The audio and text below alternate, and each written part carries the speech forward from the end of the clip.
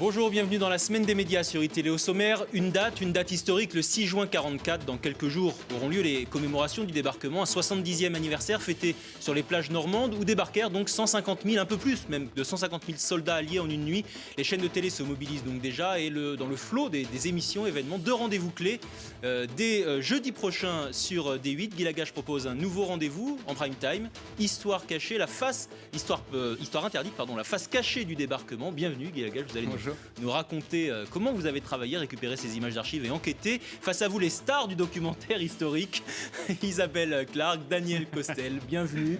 C'est à vous que l'on doit notamment la série des Apocalypses, que France 2 d'ailleurs a diffusé dernièrement sur la Première Guerre mondiale. TF1 diffusera dans quelques jours, aux alentours du 6 juin, la date est encore secrète, mais enfin aux alentours du 6 juin, en prime time, Sacrifice, un doc en couleur pour revivre le débarquement, un doc à lire également, puisqu'un très bel ouvrage est sorti cette semaine aux éditions Acropole, donc Sacrifice, où l'on retrouve donc toutes les images et bien d'autres aussi, pas forcément celles qu'on voit dans le film, qu'on verra dans le film, mais aussi bien d'autres photos. Vous allez nous raconter les uns et les autres comment vous avez travaillé, comment vous avez retrouvé ces images d'il y a déjà 70 ans. Mais tout de suite, le j'aime pas.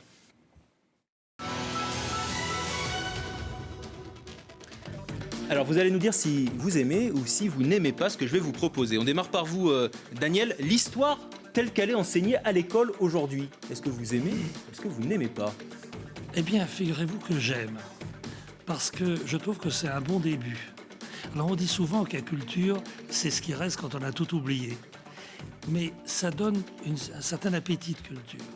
Bien entendu, ça dépend des historiens, ça dépend des professeurs. Il y en a qui sont des bons, il y en a qui sont des moins. Et dans la manière dont les informations sont relatées, dans la manière dont c'est présenté, parce qu'on peut estimer que votre travail, c'est de vulgariser et en tout cas d'intéresser au maximum. Ils font ce qu'ils peuvent. Ils font ce qu'ils peuvent. Et je trouve qu'ils le font plutôt bien et que, ils font ce qu'ils peuvent. Isabelle, vous êtes d'accord ? Écoutez, moi je pense qu'il ne faut pas généraliser, mais je pense qu'on peut mieux faire. Je pense qu'il faut à tout prix intéresser les jeunes gens à l'histoire. Et aujourd'hui, pour s'intéresser à l'histoire du XXe siècle, il faut une image animée. Et en couleur, donc. En couleur. Et en couleur. Donc je trouve que le documentaire est un très beau support d'apprentissage. Et le fait que vos documentaires, sans doute celui-ci, Sacrifice qui va bientôt passer, ou ce livre, ou Apocalypse, le fait qu'il soit un support d'enseignement dans les écoles, puisqu'il a forcément été en DVD, est-ce que ça, vous aimez ? Ah oui, forcément. Oui, j'aime. Et les professeurs aiment beaucoup. Les jeunes gens aussi viennent nous voir et nous remercient parce que d'un seul coup, c'est un déclic. D'un seul coup, ils s'intéressent à l'histoire. On va en parler justement. Comment faire naître ce déclic ? Je me tourne vers vous, Guy Lagache. Secret d'histoire de Stéphane Bern. Vous aimez ? Vous n'aimez pas ? C'est un très bon programme. Je trouve que de toutes les façons, tous les programmes qui traitent de l'histoire, dès lors qu'ils sont rigoureux, je pense que c'est vertueux, et c'est utile et c'est citoyen. La mise en scène, la rejouer comme ça des périodes clés. Pourquoi pas, à partir du moment où on a un point de vue qui est celui, j'allais dire, de vulgariser en enseignant ou enseigner en divertissant. Et pour répondre à votre question, je pense que l'histoire est-il bien enseignée à l'école ? J'ai envie de dire, ça dépend du prof, ça dépend du conteur. Et ce qui est essentiel pour me faire comprendre à moi, enfant, de l'intérêt de l'histoire, il faut qu'on vienne me chercher, qu'on me raconte une histoire. J'imagine l'ambition que vous avez eue tous les trois à travers les documentaires que l'on va donc voir très bientôt à la télé. On va démarrer justement par une question. Ce fameux débarquement, c'était donc il y a bientôt 70 ans. Pourquoi il continue de fasciner ? Pourquoi ce moment historique continue de fasciner 70 ans après ? Isabelle ? Parce que tout pouvait basculer, parce que l'enjeu est énorme. Et voilà, tout peut basculer. Le poids que Général Eisenhower est énorme sur les épaules. Les armées l'attendent, les hommes l'attendent. De l'autre côté, il y a des civils qui attendent aussi. Voilà, ça fascine. Quand tout peut basculer, ça fascine. Daniel ? Dans la préface du livre, j'explique, j'ai mon âge, et j'étais un tout jeune enfant, et je suis témoin d'une scène incroyable. Je suis dans la cuisine, et ma mère entend la nouvelle du débarquement. et elle est transfigurée. Elle danse, elle hurle, elle crie, elle pleure. C'est incroyable l'effet du débarquement, de l'idée du débarquement, qui était tellement attendue. Et voilà, c'est probablement l'un des plus grands événements du siècle. Alors vous l'avez, vous l'avez filmé. Vous avez retrouvé les images de ceux qui l'avaient filmé il y a 70 ans. Votre documentaire dont est tiré ce livre, Sacrifice aux éditions Acropole. Le documentaire passera dans quelques jours sur TF1 en prime time, ce qui est assez rare, suffisamment rare pour le signaler sur TF1. Je vous propose de voir donc en exclusivité les images, les toutes premières images de ce débarquement, des images étonnantes, criantes de réalisme. 5 juin 1944, Angleterre. La plus grande flotte maritime et aérienne jamais réunie va s'élancer pour débarquer en France et libérer l'Europe occupée par l'Allemagne hitlérienne. Cela fait plus de 50 heures qu'ils attendent l'ordre de partir. La tension est à son comble. La Deuxième Guerre mondiale entre dans sa 5e année. Malgré ses revers en Russie, la puissance allemande est encore si forte que les alliés anglo-américains concentrent 2 millions d'hommes prêts au sacrifice.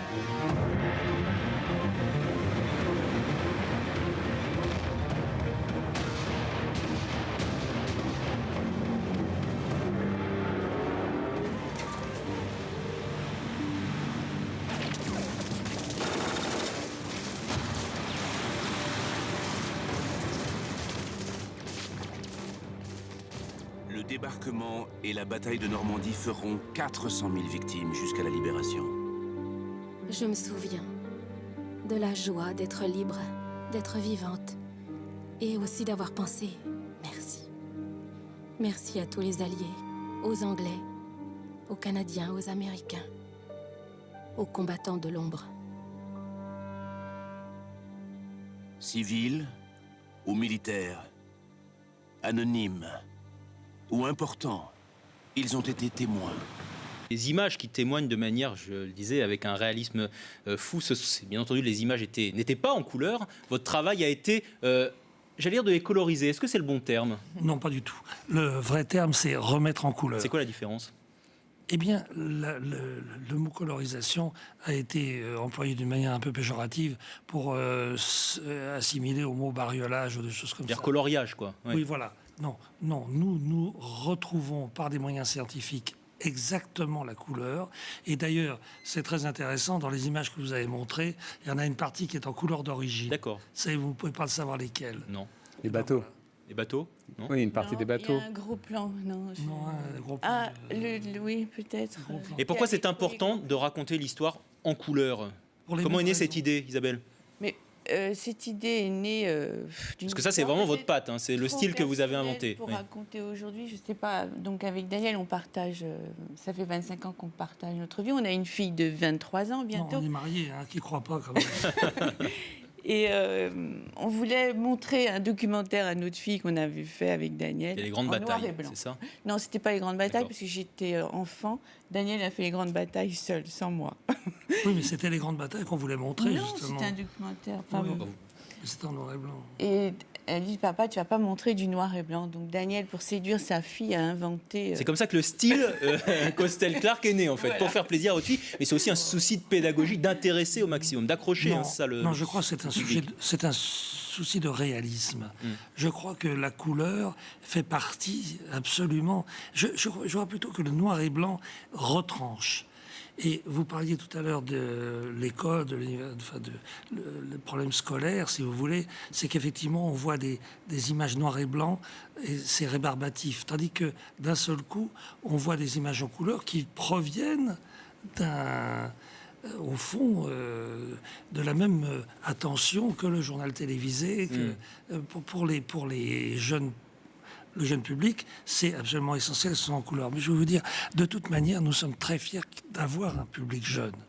C'est ça le fond. Il y a forcément un public jeune, parce que sur votre précédent documentaire Apocalypse 2, qui est passé en mars sur France 2, ça a été vu par 6 millions de personnes en moyenne. Donc on peut estimer que beaucoup de jeunes étaient précisément devant leur télé. Et 11 millions de personnes ont vu au moins des épisodes. C'était un véritable succès. Vous aviez battu TF1 sur le premier épisode. Pourquoi cet engouement? Est-ce qu'il n'y a pas que la couleur? C'est un ensemble. Je pense avec Daniel, on fait quelque chose d'organique. C'est-à-dire qu'on est... la couleur y participe, hein, c'est évident. Vous savez, moi, j'ai une formation de chef opérateur, et pour ces chefs opérateurs, d'avoir une pellicule noir et blanc, c'était une véritable amputation. Et voilà, donc dans la Deuxième Guerre mondiale, sur ces images, vous avez des images en couleur, donc c'est vrai que ça nous aide aussi à porter le récit, à harmoniser, à remettre en couleur toutes ces images. C'est la ligne budgétaire la plus importante d'un documentaire comme ça, le passage à la couleur? C'est ce qui coûte le plus cher? Non, je crois pas. Je crois que ce qui coûte le plus cher, c'est la le recherche et temps les aussi. documents et le temps. Combien de temps vous avez travaillé sur Sacrifice? Ça fait 2 ans que le projet est... Et d'où proviennent toutes ces images? Parce que c'était il y a 70 ans. Il y a une source qui est très riche, avec des plans qui sont des jolis plans. Enfin, on a l'impression de voir un film de guerre. Hein. Vraiment, Oui. j'ai eu la chance de voir le documentaire en son intégralité. On est étonné. D'où proviennent ces images? Oui, alors, Isabelle vous dit il faut du temps. En fait, il faut du temps pour trouver les bonnes images, pour trouver les images inconnues, pour trouver l'inédit. Il faut avoir le temps d'être dans une cinémathèque. Il faut avoir le temps de ne pas s'arrêter sur un fond, sur des fiches. Et vous les avez trouvées où, alors, ces images? Pour beaucoup, elles proviennent aux États-Unis, les au États-Unis, NARA, oui. aux archives nationales Mais américaines. d'ailleurs, les archives américaines ne recèlent pas seulement des documents de cinéma américain. C'est surtout qu'on est très exigeant aussi on est exigeant, on demande que l'image soit belle, parce que vous savez qu'aujourd'hui, avec le 16/9, on est obligé de zoomer de 30% dans l'image. D'accord. Donc il faut aller chercher... Donc d'altérer forcément un peu de la qualité de l'image. Oui. La mise en couleur est belle, si l'image au départ est belle. Donc on bouscule un petit peu les cinémathèques, on va chercher les originaux, des originaux, et voilà. Et c'est pour ça qu'aujourd'hui, il y a des fonds encore émergents qui nous arrivent, parce que ce passage au 16/9 a bousculé les habitudes. Il y a encore des images, des trésors cachés que l'on découvre au fil des années dans des greniers. Cette source-là existe aussi pour faire ce type de film? Absolument. Les trouvailles, les pépites comme ça Absolument. Ça, c'est d'ailleurs une de nos grandes stupéfactions, c'est qu'il y a encore beaucoup de choses à découvrir. Et comment on les découvre? C'est quoi, dans des brocantes? Alors, encore une fois, C'est arrivé. Il faut avoir le temps. Vous savez, chez les professionnels qui font les reports sur les DVD, Oui.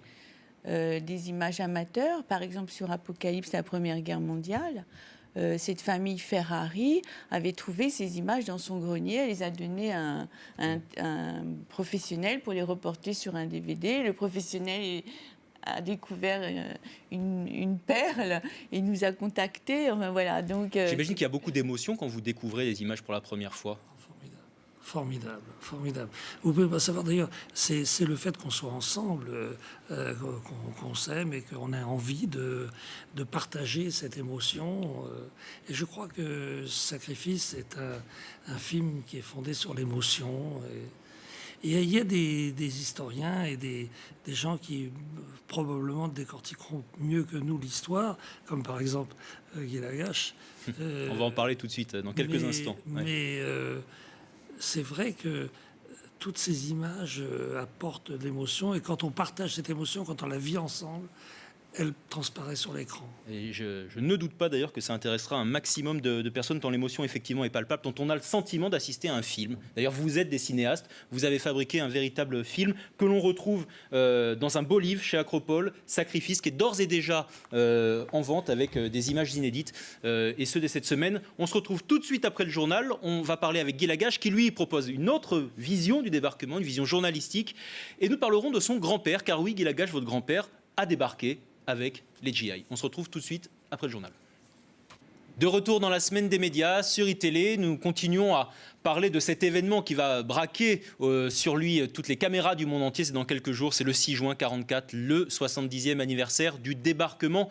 Les chaînes le commémorent. On a vu que TF1 en fera un prime time avec un documentaire événement de Daniel Costel, Isabelle Clark, Sacrifice, également déjà en librairie dans un beau livre chez Acropole. Et dès jeudi, la chaîne D8 innove en créant une case historique. C'est la première fois en prime time que la chaîne D8, dont vous dirigez l'information, Guy Lagache, propose ceci à ses téléspectateurs. Ça s'appelle Histoire interdite, la face cachée du débarquement. Alors c'est un angle différent de ce que peuvent proposer Isabelle Clarke et Daniel Costel. On sera plutôt là dans une démarche journalistique et non dans un film. Pour autant, il y a des images d'archives aussi dans le document. C'est un sujet, j'imagine, qui vous a touché parce qu'il touche aussi votre histoire familiale. Votre grand-père a débarqué avec le général Leclerc. Oui, absolument. Il n'a pas débarqué le 6 juin, mais il a débarqué au mois de juillet avec les forces de la 2e DB. Alors, on voit une photo derrière vous, c'est le monsieur avec les lunettes. À droite, derrière Leclerc, voilà. C'est Guy Cognam de Chompré. Exactement. Donc vous avez hérité le prénom. Le prénom. Voilà. Et ce n'est pas un hasard. Et il se trouve qu'effectivement, il faisait partie de la 2e DB avec le général Leclerc. Et ils ont débarqué plusieurs semaines après les forces anglo-américaines. Et ils ont participé notamment à la libération de Paris, puisqu'ils ont marché triomphalement derrière le général de Gaulle le 25 août 1944. Puis ensuite, ils s'en sont allés pour continuer les combats jusque dans l'est de la France, à Strasbourg notamment. Donc cette période historique, forcément, résonne de manière particulière. Résonne beaucoup en moi. Vous avez choisi de raconter la face cachée de ce débarquement. Pourquoi cet angle? Est-ce que vous avez le sentiment qu'on héroïse toujours et qu'on ne raconte forcément jamais peut-être des épisodes un peu moins glorieux? Alors, en disant cela, j'entends notamment parfois les exactions des GI une fois le débarquement réalisé. C'est un des passages assez forts du documentaire. C'est la fin du documentaire. Effectivement, on en parle dans le documentaire. Il se trouve que nous, ce qui nous a intéressés, c'est de se dire, bon, il y a le 70e anniversaire du débarquement, c'est sans doute l'un des événements les plus importants du XXe siècle, on l'a dit tout à l'heure, parce que c'est le marqueur du début de notre libération, la libération de toute l'Europe. Et vous avez des GIs, des soldats anglais, qui sont des enfants pour la plupart et qui vont venir nous libérer. Donc il y a quelque chose d'extrêmement fort, extrêmement émouvant. Pour autant, ce qui nous a intéressés, c'est de se dire, on a choisi un angle journalistique qui était de dire, on va traiter le débarquement comme une grande enquête d'investigation historique. Et de ce point de vue-là, effectivement, c'est assez inédit qu'une chaîne de la TNT fasse des documentaires comme les chaînes hertziennes. Et on s'est dit, au fond, il y avait quelque chose de très intéressant dans le débarquement, c'est que, quand vous regardez l'histoire, faire débarquer 150 000 hommes frontalement, par la mer, face à ce qui est à l'époque l'armée la plus puissante de la planète, sur le mur de l'Atlantique, l'armée, absolument, l'armée d'Adolf Hitler, c'est quasiment suicidaire en réalité. Donc on s'est dit, comment est-ce que ça a été possible qu'il y arrive? Et comment ça n'a pas viré au fiasco? On va découvrir que ça tient un peu de choses. Je vous propose de voir un extrait. On est là aussi de ce doc qui ne passera que jeudi à 20h50 sur D8. Un extrait sur cette opération Fortitude, qui est ce faux débarquement pensé comme un leurre pour les Allemands. Pour manipuler Hitler et lui faire croire que le débarquement va bien avoir lieu, mais dans le Pas-de-Calais, pour qu'il mobilise toutes ses forces là-bas. Et vous verrez que les Américains ont eu une drôle d'idée: construire ou fabriquer des faux chars ou jeeps, mais en caoutchouc. Regardez. Le résultat est franchement bluffant. En quelques minutes seulement, les équipes du camouflage parviennent à gonfler un char américain. Il fait plus vrai que nature, avec tourelles, chenilles et canons. L'illusion est parfaite. Et les soldats les manipulent avec une facilité étonnante. Comme prévu, ils sont légers et incroyablement résistants.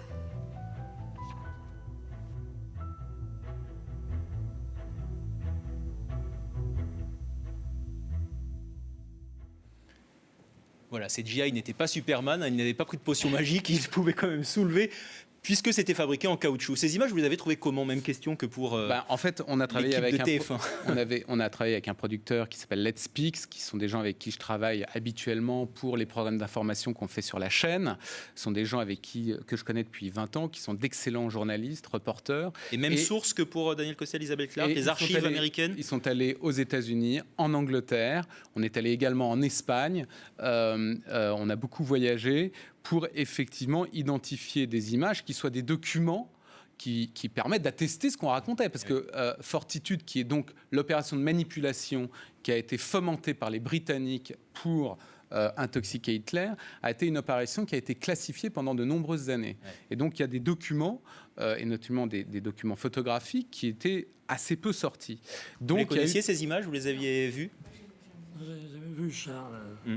Ah, c'est formidable, bravo. Je vous remercie.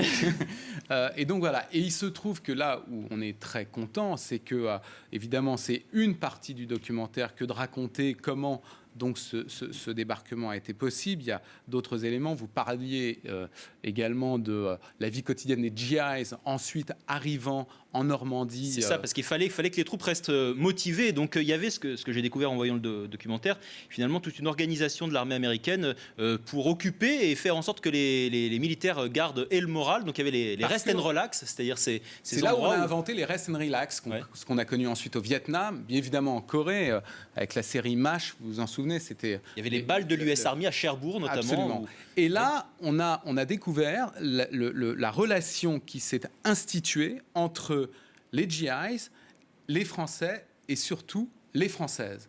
Alors, il y a quelque chose de magnifique qui sont les histoires d'amour qui sont nées. Et il y a des histoires moins fantastiques, puisqu'il y a des viols notamment que vous relatez dans votre documentaire. Et il se trouve que les faits de guerre ne sont pas toujours effectivement des choses extrêmement agréables, loin de là. Et dans les relations qu'ont connues les Américains avec les Françaises, il y a eu effectivement des crimes, des viols, et effectivement... Sur des Françaises. Sur des Françaises. Et ce qui est évidemment terrible. Et en même temps, ce qu'on voit, c'est comment l'armée américaine, au plus haut niveau, parce que le général Eisenhower a été stupéfait, choqué, et donc a pris des mesures drastiques. Oui, des exécutions, des pour pendaisons. faire notamment. exécuter les coupables en place publique, en Devant leurs Normandie, victimes. Encore devant une leurs fois. victimes. Il y a eu 181, c'est ce qu'on apprend dans le documentaire, 181 affaires de viols recensées. Sachant qu'il y a des gens qui n'ont forcément Qui pas... n'ont évidemment pas porté plainte. J'avais une question à vous trois. Le débarquement, on le voit, ce sont des images qu'on découvre avec beaucoup d'émotion. Pour autant, les armées, aujourd'hui, conservent-elles cette habitude de tout filmer pour alimenter de potentiels documentaires dans 70 ans? Je crois que les armées ne sont pas véritablement un problème de conservation pour l'avenir. Elles ont en particulier l'armée française et les États-Unis, pareil, elles ont des services cinéma très bien organisés, tout va bien. Donc l'équivalent de ces images continue à se filmer en fait, à se réaliser. Bien entendu. Dans des guerres aujourd'hui, dans les entendu. différents endroits du monde. Non, mais tout ça se passe très bien. Ce qui se passe moins bien et sur lequel on pourrait faire un véritable appel, c'est toutes les chaînes de télévision. Parce que vous voyez bien qu'on tourne énormément, qu'il y a beaucoup de cassettes qui sont réutilisées, qui sont les petites plaquettes là dans les cartes, les cartes à mémoire, Cartes mémoire, ouais. sont réutilisées, et que ce qui est le trésor avec lequel nous faisons nos films, que nous trouvons dans les cinémathèques, qui procède du film de 35 mm. Donc la qualité n'est pas la même en fait, c'est ça, c'est ce que vous expliquez. La qualité n'est plus la même, et surtout la conservation. Oui, c'est étonnant parce qu'on pourrait imaginer pratiquement qu'avec plus. la technologie grandissante, les images seraient mieux conservées et de meilleure qualité, Isabelle. Absolument. Et non, en fait. C'est-à-dire, en fait, on a commencé à filmer au moment de la guerre de 14 pour créer un lien entre l'arrière et le front. Et on a très vite compris que c'était un formidable moyen de propagande. Donc, puis après, on a laissé filmer les hommes. D'ailleurs, pendant la Deuxième Guerre mondiale, les hommes filment pour leur propre compte. On a des images amateurs. Et puis, ça va se durcir au moment de la guerre d'Algérie, où là, d'un seul coup, on est vraiment encadré. Donc, aujourd'hui, les armées filment, mais elles filment pour du renseignement. C'est-à-dire qu'il y a moins de liberté. Bien sûr, il y a beaucoup moins de liberté. Même Et il n'y avait pas de propagande là, au moment du débarquement. Non, mais on se sert de ça pour la propagande, mais si vous voulez, c'est assez libre. Les hommes filment, il y a des journalistes qui débarquent, qui peuvent filmer avec leur caméra, etc. Au moment de la guerre d'Algérie, c'est fini, tout est vissé. On ne filme que ce qu'on veut bien montrer. À partir des années 60, si vous voulez. Guy ? À l'inverse, ce qui est intéressant, c'est qu'aujourd'hui, au fond, tout le monde devient caméraman. Oui. Avec les téléphones, donc ce qui est verrouillé d'un côté, vous avez une espèce de diffusion des images par les nouvelles technologies. Ça ne veut pas dire que les images sont de meilleure qualité. Non, le problème, il n'est pas là. Le problème, je suis tout à fait d'accord avec vous, mais le problème, il est dans la conservation. dans l'indexation. La Cinémathèque de l'Avenir, théoriquement, elle fait 200 étages et elle emploie 15 000 personnes. Oui, ça s'appelle Internet, quoi. Cette cinémathèque de l'avenir, parce que tout reste sur Internet, ces images notamment. Après, la qualité et l'indexation, elle n'est pas forcément à jour, mais... En partie, ça s'appelle Internet. Ouais. Mais dans les chaînes, je trouve qu'il devrait y avoir une réflexion sur les actualités télévisées et sur ce qu'on garde. Les directeurs d'information de D8, ça le concerne, ce type de C'est le réflexion. travail qu'on essaie de faire. Après, vous avez un problème de ce qu'on appelle la data, c'est comment vous stockez ces données, où est-ce que vous les stockez, les moyens que ça C'est ce que je vous disais. Je vous disais il faudrait 200 étages. Oui, c'est Et en fait, ce qui est étonnant dans ce que vous nous dites, c'est qu'en 2014, c'est plus difficile finalement de gérer ce flot d'images, précisément parce qu'il y a un flot d'images et la qualité, qu'il y a 70 ans. Absolument, ou qu'il y a 100 ans pendant la Première Guerre mondiale. Et donc on n'arrivera pas, dans 70 ans, à réaliser des documentaires sur la guerre en Afghanistan, avec ce type de... En Afghanistan, ou en Syrie, peut-être, ou en mais, Centrafrique. Écoutez, ou en... Isabelle et moi, nous sommes déjà partants pour le faire. Oui, nous aussi. Très bien.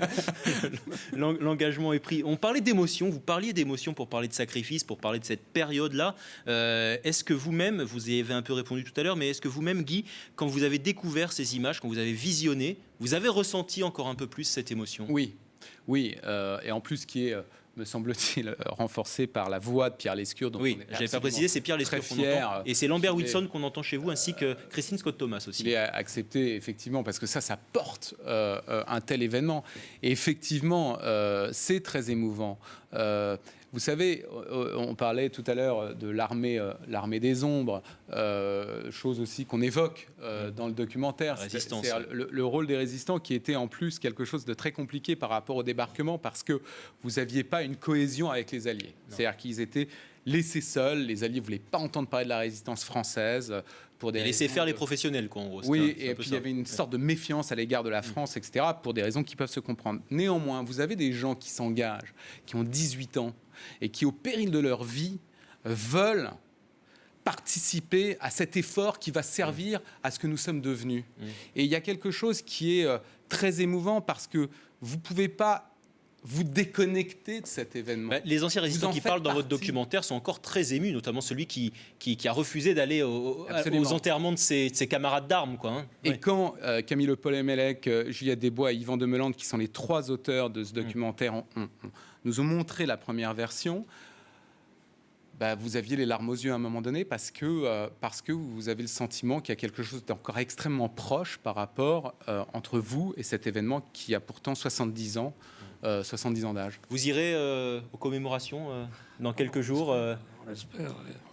Vous y avez été convié, ou vous allez vous y convier, en tout cas, ou y assister? On a déjà fait un film pour eux, qui est le film de 360 degrés à Romanche. D'accord, qui est diffusé à Romanche, Oui, dans un musée. dans le musée. Et donc vous y serez. Vous serez invité par la municipalité, en tout cas, ou le musée. Auprès d'Obama et de la reine d'Angleterre, qui fera son dernier voyage à l'étranger à cette occasion, au moment du 70e anniversaire. En tout cas, merci d'être venu. On vous retrouve jeudi, Guy Lagache, sur D8 à 20h50, Histoire interdite, la face cachée du débarquement. Et quelques jours plus tard, Sacrifice en prime time sur TF1, le documentaire de Daniel Costel, d'Isabelle Clarke, est déjà en librairie, pour ceux qui veulent se mettre l'eau à la bouche, ou en tout cas pour ceux qui veulent découvrir ça, puisque c'est un véritable travail d'édition et d'écrivain.